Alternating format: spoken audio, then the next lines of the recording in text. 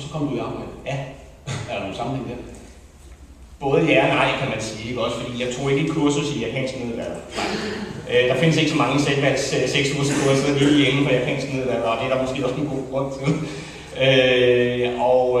Men der var faktisk, kan man sige, jeg tog nogle ting med fra det her 6 ugers kursus, som jeg kunne tage med ind i mit gamle fag, kan man sige, og skærpe min profil derinde.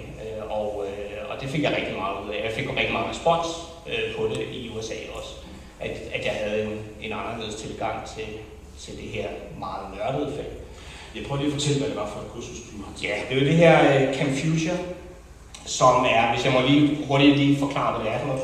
Det er et kursus, hvor en projektledelse, hvor man bliver hooket op i teams, og bliver hooket op med en virksomhed, som man løser en konkret udfordring for, et problem, de står overfor. Og undervejs får man så undervisning i analyseværktøjer inden for projektledelse og implementeringsværktøjer. Og som man så bruger i løbet af den her udfordring. Og man siger, jeg tog kurset, fordi jeg fandt ud af, at mine karrieremuligheder i Danmark, de var helt udtømt som ekspert i japansk middelalder. Der var ikke mange stillinger, og når jeg søgte jobs uden for universitetet, så kom jeg jo ikke til samtale. Vel? Det kunne godt være, at de kunne se, at han har kommunikationserfaring, han har noget ledelseserfaring på universitetet og sådan noget, men han er jo en nørd.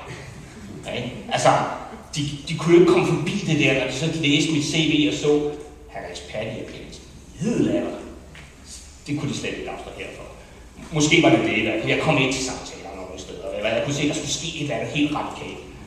Så for mig var det vigtigste egentlig at komme ud og få noget hands-on erfaring uden for universitetsverdenen. Ikke? Og der var det her kursus perfekt for mig, fordi jeg kom ud og fik lov til at prøve kræfter med nogle sider af min faglighed, som jeg måske ikke havde papir på, og som jeg egentlig ikke helt vidste, jeg havde, men som jeg fik lov til at komme ud og afprøve i det virkelige liv. Og det er sådan en udfordring, mange humanister tror jeg står overfor, at vi kan en hel masse ting, vi ved bare ikke rigtigt, hvad det er.